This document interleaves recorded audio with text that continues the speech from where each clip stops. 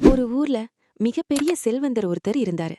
அவரு தன்னோட கடினமான உழைப்பால பல கோடி ரூபாயால சம்பாதிச்சு வச்சிருந்தாரு. ஆனா அந்த பணத்தை சம்பாதிக்கிற ஓட்டத்துல அவரு தன்னோட உடல் நலத்தையும் குடும்பத்தோட இருக்க வேண்டிய நேரத்தையும் சுத்தமா மறந்திருந்தாரு. ஒரு நாள் மரண தேவதை அவர் முன்னாடி தோன்றி, "உன்னோட ஆயுள் முடிஞ்சிருச்சு, புறப்படு" அப்படின்னு சொல்லுச்சு. செல்வந்தருக்கு ரொம்ப அதிர்ச்சியா இருந்தது. "தேவதையே, என்கிட்ட கோடிக்கணக்கான பணம் இருக்கு. எனக்கு இன்னும் ஒரே ஒரு வருஷம் மட்டும் அவகாசம் கொடு.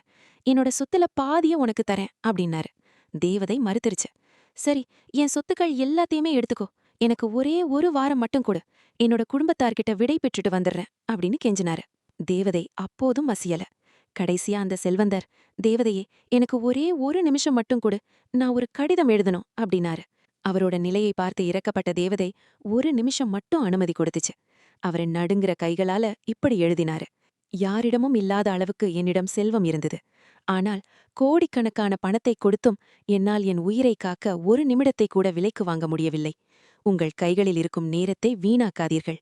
பணத்தை விட மேலானது நீங்கள் வாழும் ஒவ்வொரு நொடியும் நீங்கள் காட்டும் அன்பும் தான்." கடிதத்தை எழுதி முடிச்ச அடுத்த நொடி அவரோட உயிர் பிரிந்தது. நேரோன்றது விலைமதிப்பற்றது. அதை சரியான முறையில செலவிடணும். எவ்வளவு செல்வம் இருந்தாலும் இழந்த ஒரு நொடிய கூட நம்மால மீண்டும் கொண்டு வர முடியாது.